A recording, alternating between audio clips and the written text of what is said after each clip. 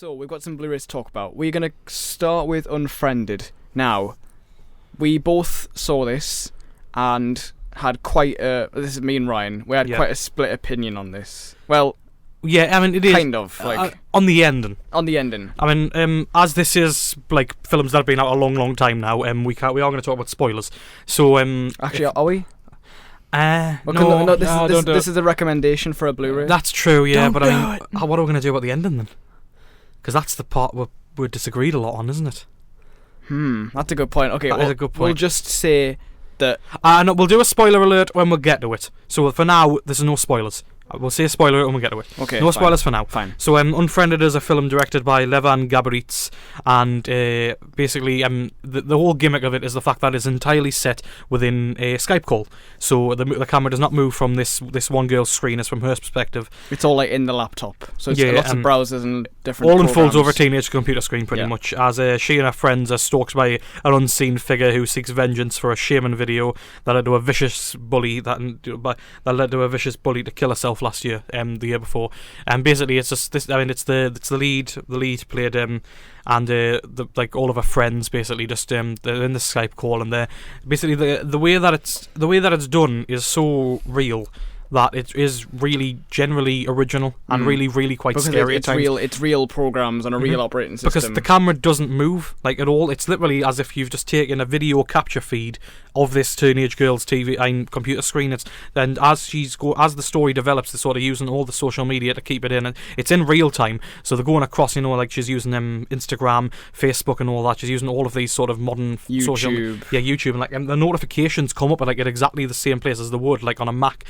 So it is very, very scary, because it is like obviously after the film ended, I was checking out like whenever I got a Facebook message, I was like, really spooked. Yeah. It's so strange, but I do think like this is probably one of the most original horrors in the past few years, even because it is just so well acted by the kids. They're properly like they feel real. You really do care for them in a short space of time. They're not like insufferably annoying. No, they are very. They're annoying, but not in the same way as other horror films. Yeah, exactly. They are archetypal, like the Cabin in the Woods way, where you've got like the jock, the shy girl, the stoner. You've got all those character archetypes. The rich boy.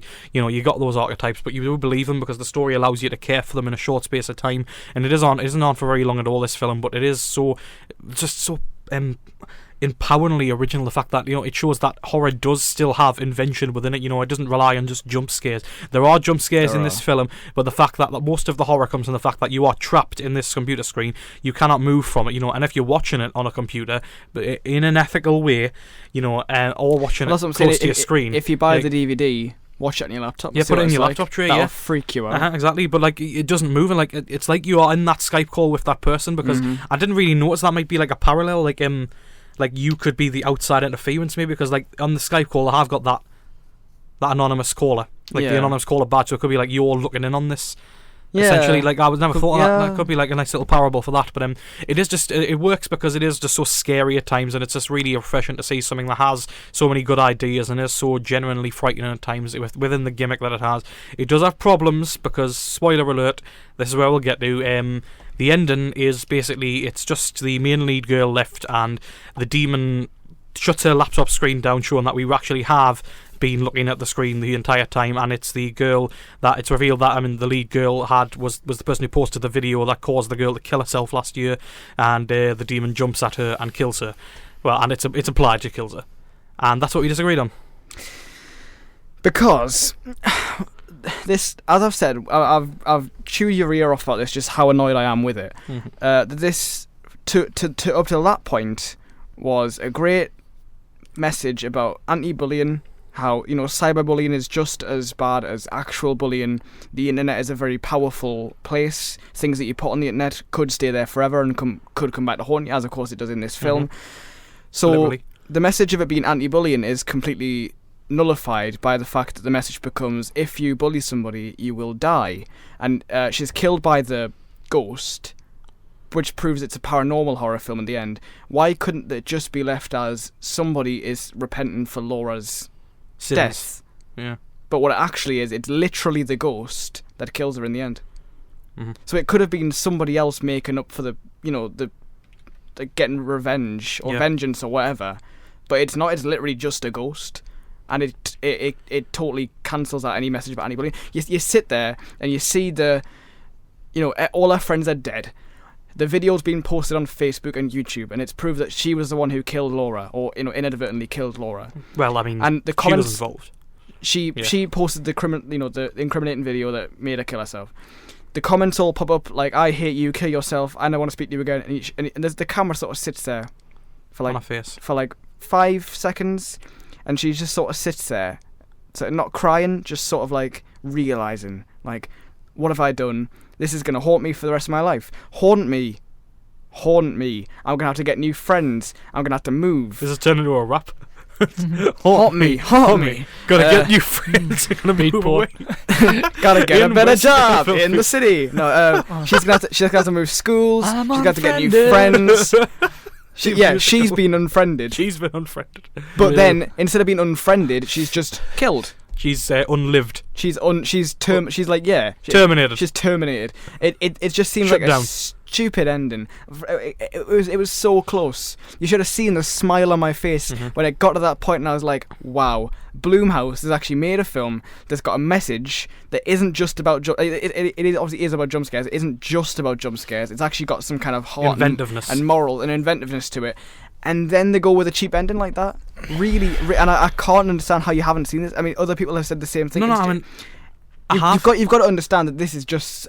It seems like such a waste. Over the months, it knocked down the good things that the film did by like loads. Over the months, I have come around to your opinion. Good. Because it does sort of take away, but I do think that I don't think it ruins the film that much, because even though it does sort of blunt the message a little bit, I don't think it ruins what came before, because it was such a strong original story beforehand, and that I just think it was just refreshing to see some new tricks in the book. I don't think that ruined it too much. I agree. All of that was fine, but it definitely knocked it down a few pegs, but not much at all. I was definitely sort of exhilarated by it. Like, I was not scared, but just sort of like anticipating what was going to happen. And it was just all the glitches in the system that were coming on, like natural. Like, that's actually, if you're on Skype, if you've ever used Skype at home, which you will have, then you will know that connection errors happen and glitches. It stops in one position. The image freezes for a little while. So it's genuinely scary. The notifications pop up in the right places for Facebook and stuff. It's genuinely scary. Another thing that I didn't like was the non-diegetic music. So if it's a real Skype call, you wouldn't have like in the background. That's added in. I do think they needed and that. That totally took away. It probably needed that to keep like the pace up a little bit, because of how. It probably needed that to keep the horror fans interested. Like, I think we could sit and watch it and be like, this is interesting. Yeah. But those who've gone in expecting a horror, because it was marketed as a horror, it's more of a thriller until the end when it becomes a horror because she dies. Our horror soundtracks are lost art.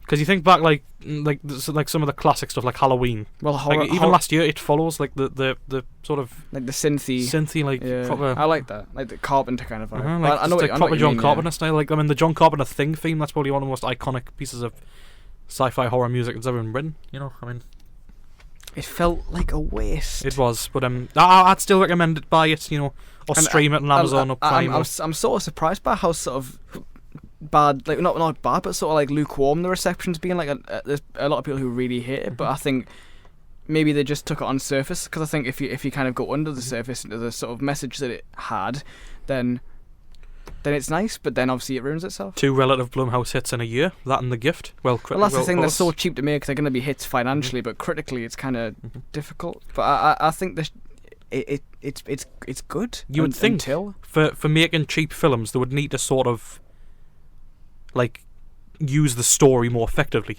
for the money they're spent on. But the fact that there are so much trash, I mean, I don't know. I mean, I like the model, but I don't think the execution's always good for that. No. Blumhouse Productions. No. But yeah, go see Unfriended. The ending doesn't spoil it for me, but yeah, I agree with you now.